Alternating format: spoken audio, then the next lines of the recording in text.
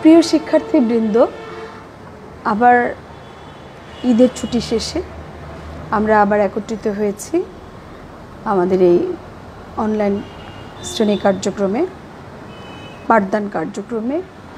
আজকে আমি আছি চতুর্থ বর্ষের সম্মান শ্রেণীর শিক্ষার্থীদের পাঠদানের জন্য হাজির হয়েছি।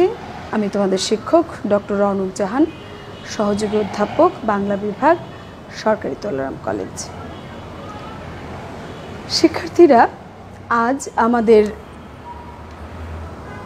পাঠের বিষয় ধ্বনিবিজ্ঞান ও ভাষাতত্ত্ব। আমি তোমাদের এর আগে যে ক্লাসটি নিয়েছিলাম সেটি ধ্বনিবিজ্ঞান ও ভাষাতত্ত্বের ক অংশ, ধ্বনিবিজ্ঞান ও বাংলা ধ্বনিতত্ত্ব, এই অংশের বাক প্রত্যঙ্গ সম্পর্কে একটা আলোচনা করেছিলাম। তো সেই আলোচনার রেশ ধরে আজকে আমরা এই ধ্বনিবিজ্ঞান এর এবং বাংলা ধ্বনিতত্ত্বের পরিচয়গুলোতে আস্তে আস্তে ভেতরে প্রবেশ করব। তো আজকে আমি বাক প্রত্যঙ্গের সচিত্র পরিচয়টা নিয়ে আরেকটু কথা বলবো। তারপর স্বরধ্বনি এবং ব্যঞ্জনধ্বনি উচ্চারণে ঠোঁট, জিহ্বা, কোমল তালু ইত্যাদির ভূমিকা কীরকম সেগুলো নিয়ে কথা বলবো, এবং স্বরধ্বনি ও স্বরধ্বনি বিচারের মাপকাঠি সমূহ নিয়েও তোমাদের সঙ্গে আলোচনা করব। প্রথমেই বাক প্রত্যঙ্গের সচিত্র পরিচয়। তো তোমরা বাক প্রত্যঙ্গের সচিত্র পরিচয় সম্পর্কে যে চিত্রটি আছে সেটি আমাদের আঁকতে হবে। সেই চিত্রে আমরা দেখি যে আমাদের প্রথমে আছে নাসিকা গহ্বর। নাসিকা গহ্বর আমাদের প্রথম যেই ব্যাপারটি হয়, আমরা বলেছি এর আগের ক্লাসে, যে ফুসফুস থেকে বাতাসটা যখন বের হয় নিঃশ্বাসের সঙ্গে বের হয়ে আসে নিঃশ্বাসের মাধ্যমে, আর প্রশ্বাসের মধ্য দিয়ে আমরা বাতাসটা গ্রহণ করি। প্রশ্বাসের মধ্য দিয়ে আমরা অক্সিজেন গ্রহণ করি আর নিঃশ্বাসের মধ্য দিয়ে আমরা কার্বন ডাইঅক্সাইড ত্যাগ করি। তো এই যে আমরা যখন ফুসফুসের যে বাতাসটা আমাদের আছে সেটাকে যখন এটা বিভিন্ন অঙ্গ প্রত্যঙ্গের মধ্য দিয়ে মুখ গহ্বর এবং নাসিকা গহ্বর দিয়ে বেরিয়ে আসে। তো এই ফুসফুসের বাতাসটা যখন উপরের দিকে আসে তখন গলনালী, গলবিল, তারপর হচ্ছে কণ্ঠনালী, স্বরযন্ত্র, স্বরপথ, স্বরতন্ত্রী, অধিজিহ্বা, আলজিহ্বা এর মধ্য দিয়ে কিন্তু আমাদের মুখ গহ্বরে প্রবেশ করে। তাহলে বাক প্রত্যঙ্গের দুটো অংশ আমরা পাচ্ছি। একটি অংশে আমরা দেখছি স্বরযন্ত্র। স্বরযন্ত্রগুলো আমরা দেখলাম যে সেগুলো ফুসফুস থেকে বাতাসটা একেবারে মুখ গহ্বর পর্যন্ত এসে প্রবেশ করছে। ফুসফুসের বাতাসটা আমরা দেখছি শ্বাসনালী এবং ফুসফুস থেকে আসছে, তারপর কণ্ঠমণি, স্বরযন্ত্র। আমরা জানি শ্বাসনালী এবং খাদ্যনালী কিন্তু একই নালীর মধ্যে একটি পর্দা দিয়ে দুটো অংশ বিচ্ছিন্ন থাকে। তো এখান দিয়ে আরেকটু উপরের দিকে আমরা কণ্ঠমণি, স্বরযন্ত্র দেখব। স্বরযন্ত্রের এখানে এটা উল্টো স্বরযন্ত্র এই জায়গাটা দিয়ে আমরা দেখব বাতাসটা চলে আসে স্বরতন্ত্রীতে। স্বরতন্ত্রী খুব পাতলা দুটি আবরণ, উল্টো এর মতন, এবং এইখানে এরপর তোমার এটা চলে আসে স্বরপথে। ওই স্বরতন্ত্রী থেকে স্বরপথের ভেতরে বাতাসটা চলে আসে। স্বরপথ থেকে তারপর এটা চলে আসে তোমার এখানে আমরা আমাদের জিহ্বার পেছনে দেখবে তোমরা অধিজিহ্বা, আলজিহ্বা আছে, এই জায়গাটাতে বাতাসটা আসে। আমরা যেটাকে কণ্ঠনালী বা গলমুখ বলি। এখানে যখন বাতাস আসে তারপর এটা মুখ গহ্বরে প্রবেশ করে অথবা নাসিকা গহ্বরের দিকে যায়। তো আমরা তাহলে প্রথমে স্বরযন্ত্রের অংশের মধ্যে আমরা জানলাম যে শ্বাসনালী, ফুসফুস, কণ্ঠমণি, স্বরযন্ত্র, স্বরতন্ত্রী, স্বরপথ, তারপর তোমার অধিজিহ্বা, আলজিহ্বা, কণ্ঠনালী, গলমুখ। এরপর আমরা মুখের ভেতরের যে অংশ, সেই অংশে আমরা দেখব বাক প্রত্যঙ্গগুলো, যেগুলো আমরা বলছি যে আমাদের জিহ্বা আছে।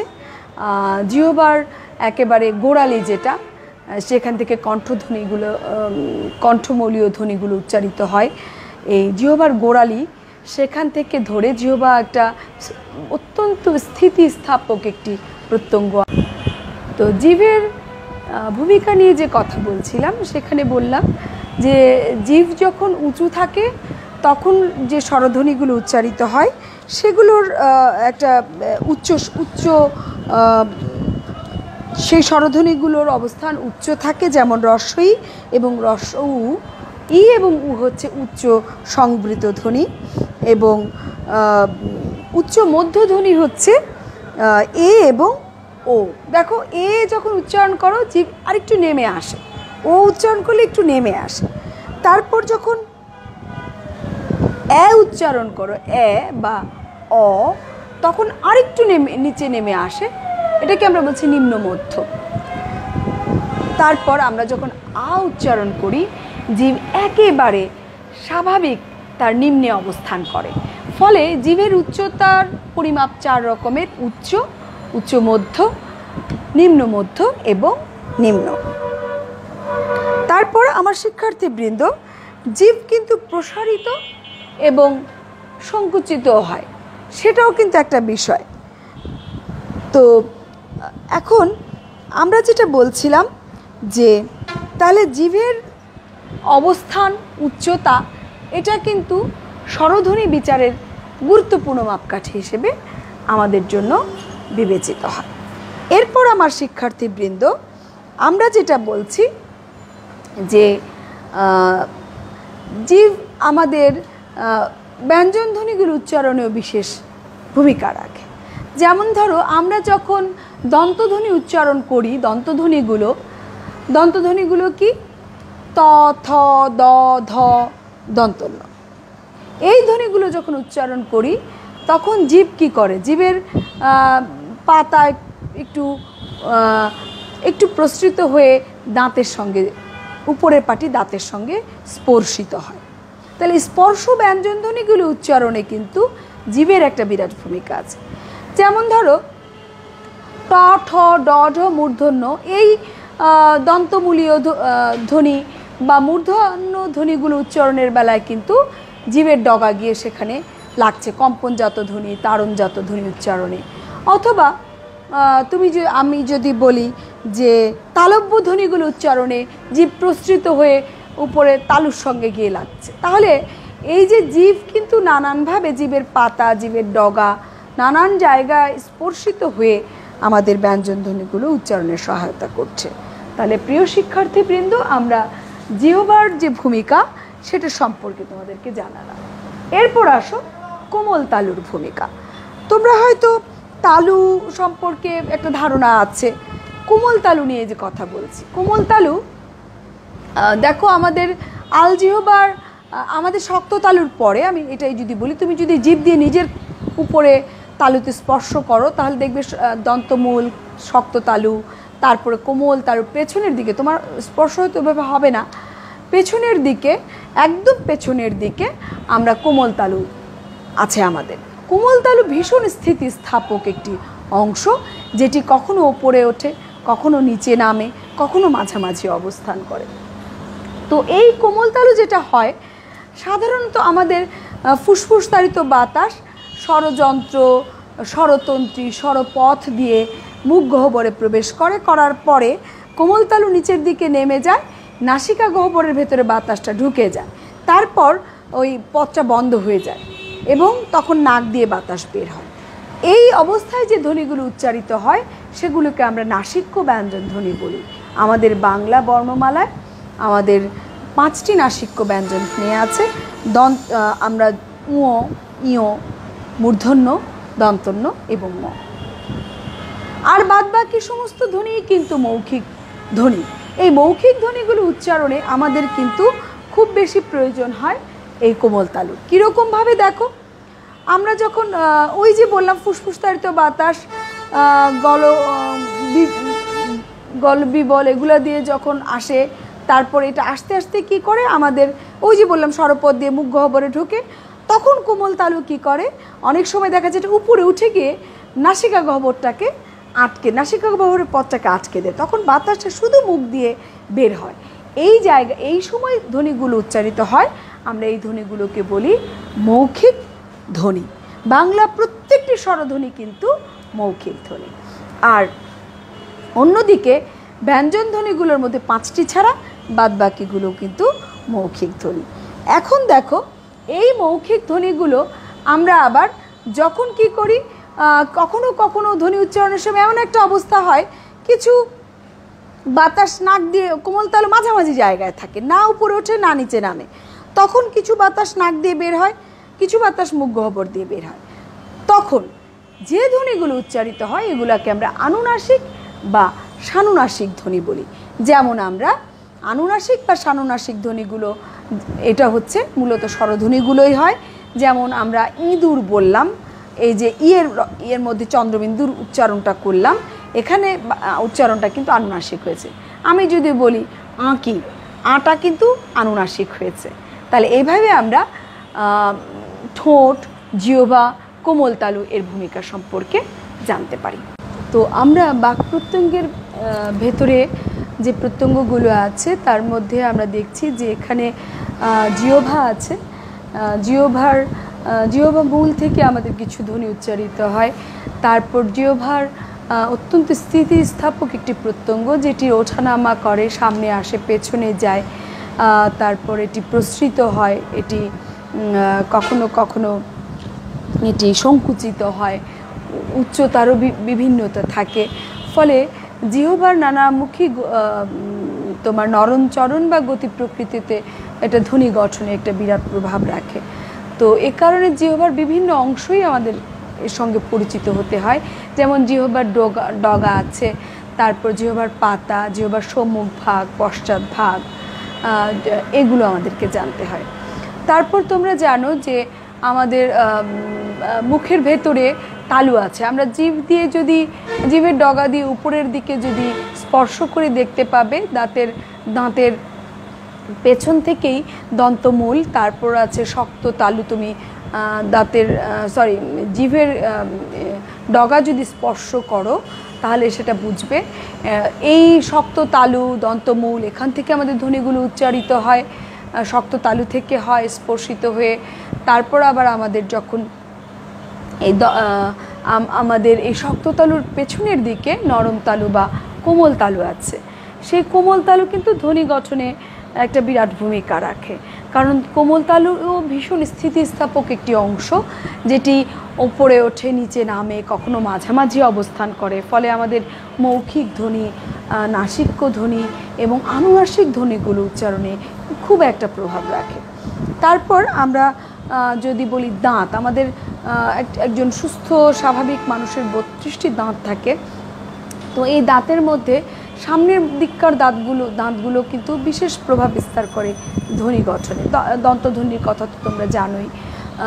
এই ধ্বনিগুলো উচ্চারিত হয় কিন্তু দাঁতের সঙ্গে স্পর্শিত হয়ে। তারপর তোমরা দেখো যে ঠোঁট আছে আমাদের। ঠোঁট বাক প্রত্যঙ্গের অত্যন্ত গুরুত্বপূর্ণ অংশ। যে ঠোঁটগুলো কি, দুটো ঠোঁট আমাদের, কখনো এটা প্রসৃত হয়, কখনো গোলাকার বা বর্তুলাকার হয়, কখনো সামনে আসে, কখনো মাঝামাঝি স্বাভাবিক অবস্থানে থাকে, আবার কখনো একদম পেছনে চলে যায়। বিশেষ করে আমাদের মৌলিক স্বরধ্বনিগুলো, এই যে আমরা এক একটা ধ্বনিকে আলাদা করে চিহ্নিত করতে পারছি, উচ্চারণ করতে পারছি, এর মাপকাঠির পেছনে কিন্তু ঠোঁটের ভূমিকা বিরাট। আমাদের ব্যঞ্জন ধ্বনি গঠনেও ঠোঁটের বিরাট ভূমিকা আছে। এরপর তোমরা জানো যে আমরা বললাম তাহলে জিভ, তালু, কোমল তালু, তারপর হচ্ছে দন্ত, ওষ্ঠ বা ঠোঁট, এগুলো খুবই গুরুত্বপূর্ণ ভূমিকা পালন করে। আচ্ছা, এরপরে আমি যদি আরেকটু বলি তোমাদেরকে, আমাদের নাসিকা গহ্বর আছে দেখো, যেটা মুখ দিয়ে আমাদের বাতাস বেরোয় ধ্বনি উচ্চারণের সময়, আবার একই রকমভাবে কিন্তু নাসিকা গহ্বরে বাতাসটা ঢুকে গেলে তখন সে শুধুমাত্র নাক দিয়েও বাতাস বের হয়, তখন আমাদের নাসিক্য ধ্বনিগুলো উচ্চারিত হয়। ফলে আমরা দেখতে পাচ্ছি যে বাক প্রত্যঙ্গের এই প্রত্যঙ্গগুলো আমাদের বিভিন্ন ধ্বনি উচ্চারণে গঠনে বিশেষ সহায়তা করে। তাহলে আমি তোমাদেরকে আজকে বাক প্রত্যঙ্গের সচিত্র যে পরিচয় সেটা সম্পর্কে জানালাম। আমি আশা করব যে তোমরা এই চিত্র সহ নিখুঁতভাবে একে চিহ্নিত করে কোন প্রত্যঙ্গ কোনটি এবং সেই প্রত্যঙ্গ থেকে কী ধ্বনি উচ্চারিত হয় সেগুলো সম্পর্কে খুব ভালোভাবে জেনে বুঝে তারপর পড়বে এবং এভাবেই উত্তর করবে। তো শিক্ষার্থীবৃন্দ, আমাদের বাক প্রত্যঙ্গের সচিত্র পরিচয়ের পর আমরা স্বরধ্বনি ও ব্যঞ্জনধ্বনি উচ্চারণে ঠোঁট, জিহ্বা, কোমল তালুর কী ভূমিকা আছে সেগুলো নিয়ে একটু কথা বলবে। এগুলো আমি কেন আলাদা করে একটু বলছি, তাতে তোমাদের একটু সুবিধার জন্য বলছি যে তোমাদের সঙ্গে আসলে আমাদের দীর্ঘদিনের একটা মানে প্রত্যক্ষ যোগাযোগের ব্যাহত হচ্ছে একটা বিশেষ পরিস্থিতিগত কারণে। ফলে আমি যেটা জানাতে চাচ্ছি যে আমরা যেহেতু এক একটি অধ্যায় পড়ছি, এক একটা অংশ পড়ছি, সেই সঙ্গে আমরা জাতীয় বিশ্ববিদ্যালয়ের অধীনে যেভাবে আমরা মানে প্রশ্নগুলো আসে, যেভাবে আমরা উত্তর করব, সেই বিষয়গুলো আমি তোমাদেরকে জানাতে চাই। সেজন্য আমি বলছি যে বাক প্রত্যঙ্গের সচিত্র পরিচয়ের পাশাপাশি কিন্তু এরকম প্রশ্নও তোমাকে উত্তর করতে হতে পারে। তো প্রিয় শিক্ষার্থীবৃন্দ, ওই যে বললাম যে জাতীয় বিশ্ববিদ্যালয়ের প্রশ্নের ধরন দেখে আমি তোমাদের কিছু কিছু বিষয় একটু আলাদা করে জানিয়ে দিচ্ছি। যে এই যে আমরা বললাম ঠোঁটের ভূমিকা আছে, জিহ্বার ভূমিকা আছে, কোমল তালুর আলাদা ভূমিকা আছে, নাসিকা গহ্বর দিয়ে কীভাবে নাসিক্য ধ্বনিগুলো উচ্চারিত হয় সেগুলো আমরা আলোচনা করলাম সংক্ষেপে। এখন একটুখানি আলাদা করে আমি ঠোঁটের ভূমিকা নিয়ে কথা বলছি, যে ঠোঁটের সাহায্যে আমরা কী কী ধ্বনি উচ্চারণ করি এবং ঠোঁট আসলে কী কাজে লাগে। তো ঠোঁটের বিষয়টা হচ্ছে, ঠোঁট হচ্ছে পাতলা অথচ প্রশস্ত মাংসপেশি দিয়ে তৈরি ঠোঁট, অসংখ্য মাংসপেশি এবং খুবই স্থিতিস্থাপক একটি প্রত্যঙ্গ ঠোঁট। তো ঠোঁট জটিল মাংসপেশি দ্বারা তৈরি এবং এটার যে এই প্রত্যঙ্গটির বৈশিষ্ট্য হচ্ছে এটি সামনে আনা যাচ্ছে, পেছনে নেওয়া যায়, এটি স্বাভাবিক রাখা যায়, একটি প্রসারিত করা যায়, এটি কুঞ্চিত বা বর্তুলাকার করা যায়, এটি একেবারে স্বাভাবিক বা নমনীয় রাখা যায়। তাহলে এই যে ঠোঁটের মানে এই যে জায়গার পরিবর্তন, তার আকৃতির পরিবর্তন, এগুলো কিন্তু ধ্বনি গঠনে বিরাট ভূমিকা রাখে। তো দুই ঠোঁটের সঞ্চালনায় আমরা অনেক ধ্বনি উচ্চারণ করি, বিশেষ করে স্বরধ্বনি উচ্চারণের মাপকাঠি হিসেবে কিন্তু ঠোঁটের অবস্থান, ঠোঁটের আকার বিশেষ গুরুত্বপূর্ণ। যেমন ধরো আমরা যখন রস্বই এই মৌলিক স্বরধ্বনিটি এই মৌলিক স্বরধ্বনিটি উচ্চারণ করি, তখন কিন্তু আমরা যখন বলছি, দেখো ঠোঁটটা প্রসৃত হচ্ছে, প্রসারিত হচ্ছে, তোমরা উচ্চারণ করো আমার সঙ্গে, তখন ঠোঁট প্রসারিত হচ্ছে এবং তুমি দেখো ধ্বনি উচ্চারণের সময় আমার ঠোঁট সামনে চলে আসছে, তো এই ধ্বনি গঠন করছি। আবার যখন আমি বলছি ও, দেখো ও, তখন ঠোঁট কিন্তু সামনে আসছে, সম্মুখে চলে আসছে, ও সামনে আসছে, অবস্থানটা সামনে আসছে এবং ওর আকৃতিগত পরিবর্তন ঘটে গেছে, ও বর্তুলাকার বা কুঞ্চিত হয়ে গেছে। কিন্তু আবার যখন আমি বলছি দেখো তখন ঠোঁট কিন্তু স্বাভাবিক অবস্থায় আছে এবং যখন বলছি তখন মধ্যস্থ অবস্থানে ঠোঁট থাকছে। এই যে অবস্থা, ঠোঁটের বিভিন্ন অবস্থার কারণে আমাদের মৌলিক স্বরধ্বনিগুলো এক এক রকমভাবে উচ্চারিত হয় এবং তার বৈশিষ্ট্যগুলো বজায় রাখে। এছাড়া ঠোঁটের সাহায্যে কিন্তু আমরা ওষ্ঠ ব্যঞ্জন ধ্বনিগুলো উচ্চারণ করি। তুমি দেখো প, ফ, ব, ভ, ম, এই ওষ্ঠ ব্যঞ্জন ধ্বনিগুলো যখন আমরা উচ্চারণ করি আমাদের দুটো ঠোঁটের সংস্পর্শ প্রয়োজন হয়। তাহলে আমরা ঠোঁটের ভূমিকা নিয়ে যখন কথা বলবো, যখন আলোচনা করব, অবশ্যই আমরা ঠোঁটের এই বিবিধ বৈশিষ্ট্য এবং এটার ফলে কী কী ধ্বনি উচ্চারিত হয় আমরা সেগুলো অবশ্যই লিখে দেব এবং এগুলোর জন্য ইচ্ছে করলে আমরা চার্ট তৈরি করেও কিন্তু লিখতে পারি। তারপর আমার শিক্ষার্থীবৃন্দ, আমরা দেখো ঠোঁটের পরে বলছি জিহ্বা। জিহ্বা ওই যে বলেছি একটি অত্যন্ত স্থিতিস্থাপক এবং অসংখ্য কোষ দ্বারা তৈরি একটি প্রত্যঙ্গ, যে প্রত্যঙ্গটি অসংখ্য কোষ দিয়ে তৈরি এবং এর স্থিতিস্থাপকতা অসাধারণ। ফলে এটি কি হচ্ছে, নড়াচড়া, গতি প্রকৃতি, সামনে পেছনে, উঁচু নিচু সমস্ত ডাইমেনশনে জীব নিজেকে সঞ্চালিত করছে। ফলে যেটা হচ্ছে, আমরা আমাদের ধ্বনি উচ্চারণের জন্য জীবকে অত্যন্ত গুরুত্বপূর্ণ প্রত্যঙ্গ হিসেবে পেয়ে থাকি। দেখো, স্বরধ্বনি বিচারের মাপকাঠি যখন আমরা আলোচনা করি, তখন কিন্তু এই জীবের ভূমিকাটা খুব প্রয়োজন হয়ে পড়ে। যেমন জীবের অবস্থান এখানে খুব দরকার। জীব কি সামনে আছে কিনা, মাঝামাঝি স্বাভাবিক আছে কিনা, বা পেছনে চলে গেছে কিনা, এটা যেমন একটা মাপকাঠি।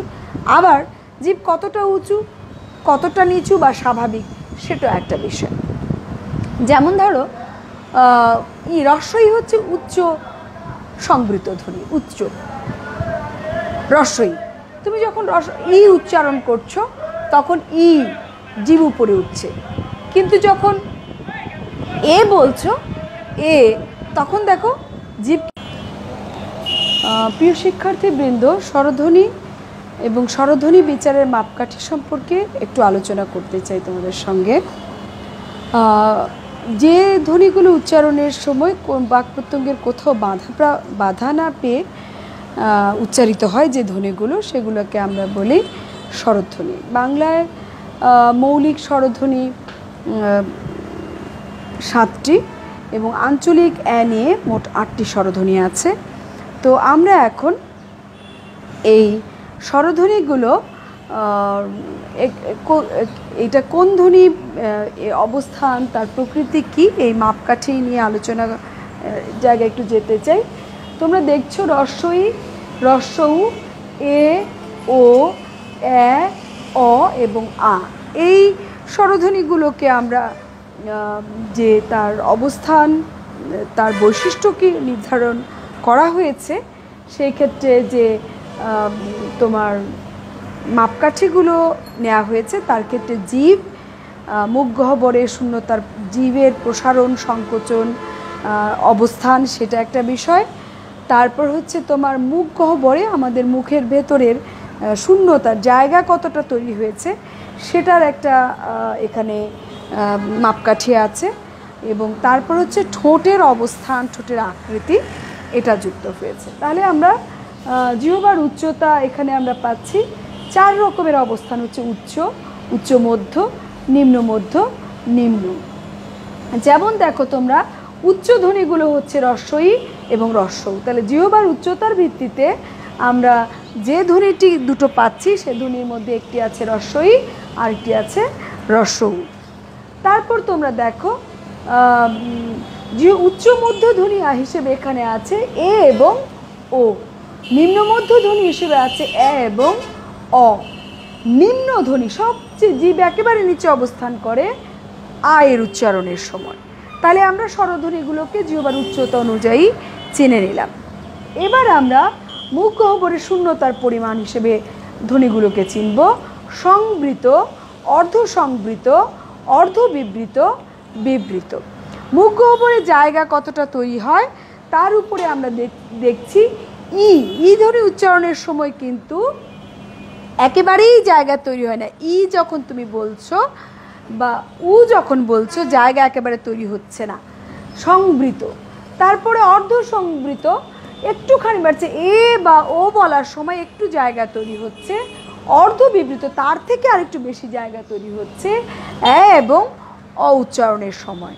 আর যখন উচ্চারণ করছি, সব থেকে বেশি শূন্যতা তৈরি হচ্ছে ভেতরে, সেই জন্য এটা হচ্ছে বিবৃত ধ্বনি।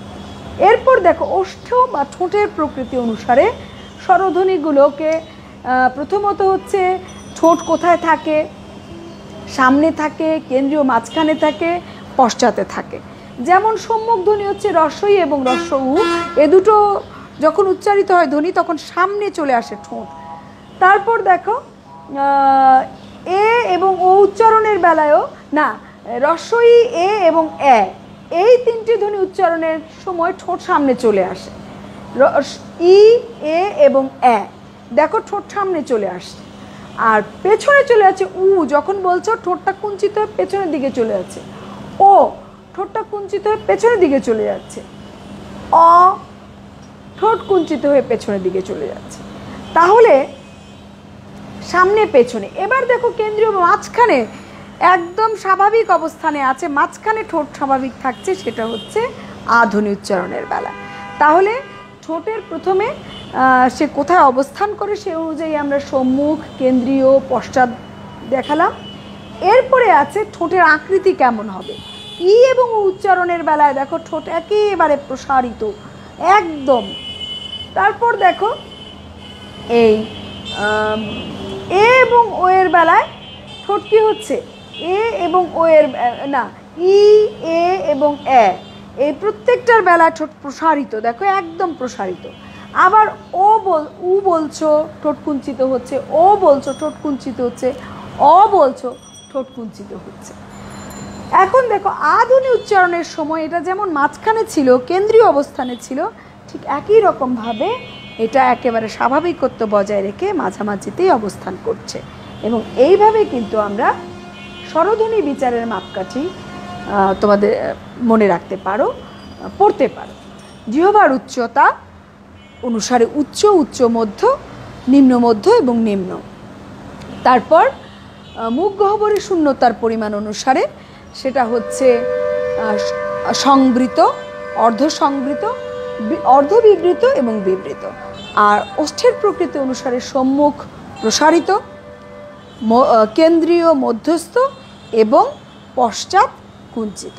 তাহলে শিক্ষার্থীরা, আমার প্রিয় শিক্ষার্থীরা, তোমরা এই বিষয়গুলো আজকে আমরা বাংলা ধ্বনিগুলো পরিচয় দেওয়ার চেষ্টা করলাম বাক প্রত্যঙ্গের মধ্য দিয়ে। স্বরধ্বনি পর্যন্ত আমি তোমাদেরকে জানালাম, মৌলিক স্বরধ্বনিগুলো সম্পর্কে বিস্তারিত পড়বে। এই প্রশ্নগুলো অবশ্যই প্রশ্নের আকারে পড়বে, বিস্তারিত বই থেকে পড়বে। তোমাদের যেহেতু 3 ধরনের প্রশ্ন আসে, খুঁটিয়ে খুঁটিয়ে অবশ্যই প্রতিটি বৈশিষ্ট্য জানবে। তোমাদের সকলকে আজকের মতো তোমাদের সকলকে সুপ্রিয় শিক্ষার্থীবৃন্দ, তাহলে আজকে আমরা বাংলা ধ্বনি স্বরধ্বনিগুলোর মৌলিক স্বরধ্বনিগুলোর বিচারের মাপকাঠি সম্পর্কে জানলাম, বাক প্রত্যঙ্গ সম্পর্কে জানলাম, বিভিন্ন বাক প্রত্যঙ্গ থেকে কি কি ধ্বনি উচ্চারিত হয় সেগুলোও জানলাম। তোমরা অত্যন্ত অভিনিবেশ সহকারে সুন্দর করে এই বিষয়গুলোকে অধ্যয়ন করবে। তোমাদের অন্তর্ভুক্ত যে বইগুলো আছে সেগুলো পড়বে এবং ভালো করে জানবে, যেহেতু 3 ধরনের প্রশ্ন হয়। তো আমি আশা করব তোমাদের এই পাঠ আনন্দদায়ক হবে। আবারও দেখা হবে। সকলে ভালো থাকবে। সে